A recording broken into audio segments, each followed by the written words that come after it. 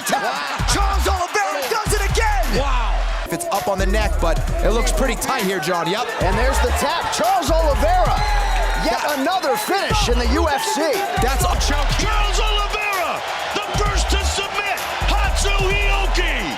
What a beautiful submission from Charles Oliveira. There is a new king in the lightweight division. Born in the country of Brazil, Charles "Do Bronx" Oliveira is causing a massive stir in the lightweights as he takes over the division by storm. A jiu-jitsu black belt, Oliveira specializes in knocking and submitting people out. One thing you need to know about Oliveira is that he's a bad man. He dribbles heads off the floor, he will not show any mercy, and he's prepared to die inside the octagon. In his 12-year tenure in the UFC, his last 4 years have been the best, with his 10 out of 11 last wins coming by knockout or submission. But Oliveira started relatively slow in the UFC. He lost half of his first 10 fights. Early in his career in 2014, he defeated Jeremy Stephens, but Oliveira was not a big shot fighter then. The crowd booed him, and after that, he responded with a classic interview. Bad. He said that I was nothing in here. I came here and I striked with him. I have an injury right now on my arm, but I was still able to come in here, and if you want to beat me, you're going to have to be better than I. Even if he's just starting to grow in the UFC, he knows that he'll be a star. He knows that someday these fans would be there to cheer him, and now he's a world champion. Talk about believing in yourself and not giving a damn about what people think. Oliveira's path to success has been relatively hard and has been halted by numerous setbacks throughout his career. His first major setback was against a premier fighter, Max Holloway, when he gave up questionably due to a sudden neck injury. As classy as they come, went over to check on his fallen opponent. After that, Oliveira's camp revealed that he could suffer paralysis if he continued fighting Holloway and could further cause a permanent injury to the fighter. But even after that, people started calling Oliveira a quitter, a sore loser, a fighter who is gonna give up when the fight gets tough. Oliveira did not listen to his haters though, and what did he do next? He submitted his opponent Miles Jury with a nasty guillotine choke. Talk about revenge. That right hand under, looking to connect the hands. He's got the hands connected. Jury's in all sorts of trouble. After his 7th straight victory against a formidable opponent in Kevin Lee, Oliveira wants to taste that title. He knows he deserves it, and he called out Ferguson and even Khabib for a fight. He knows he's ready, from being called a quitter to now being a contender. Your winner from São Paulo, Brazil, Charles Oliveira.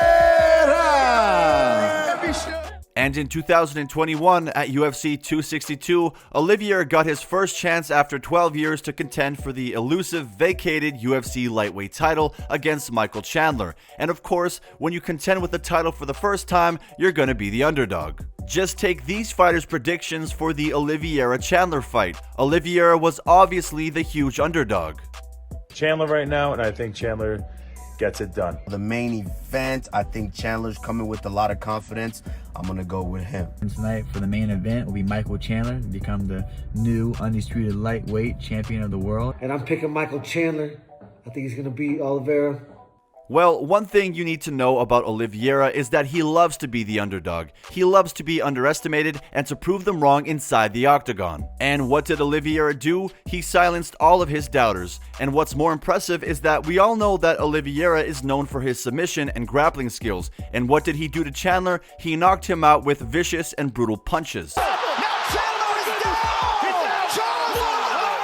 Charles Oliveira relived his dreams as he cemented his name among the greats as he captured his first ever UFC lightweight title. Not just that though, he also overtook Donald the Cowboy Cerrone with the highest number of knockouts and submissions in the UFC. When you become a champion, everyone wants a piece, and everyone wants to become a challenger. And the first name that the fans wanted to see Oliveira fight is the Eagle Khabib Nurmagomedov, considered the best lightweight of all time. And how did Oliveira respond to this matchup? Well, let's just say that he is ready for absolutely anybody. No Brasil, Charles Oliveira e Ilza Makhachev. Essa é a luta que vocês querem? Então vamos ter Charles Oliveira e Ilza Makhachev no Brasil. He doesn't care if the guy's undefeated or not. He doesn't care if he's considered the greatest. He'll face absolutely anybody in the octagon. Unfortunately, though, the dream fight between Oliveira and Khabib never happened. But Oliveira faced a strong opponent for his first title defense, the Diamond Dustin Poirier. Dustin Poirier is absolutely on a roll in the UFC, climbing the ranks of the lightweights after defeating the notorious one Conor McGregor, and apparently he's not scared of Oliveira either, as he talked smack to him. And what did Oliveira do? He let his skills in the octagon do the talking.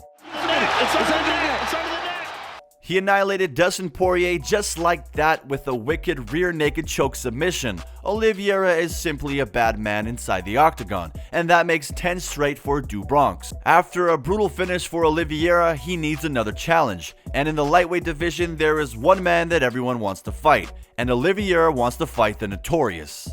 Hey Dana White, you said, I don't care, just put anybody in front of me.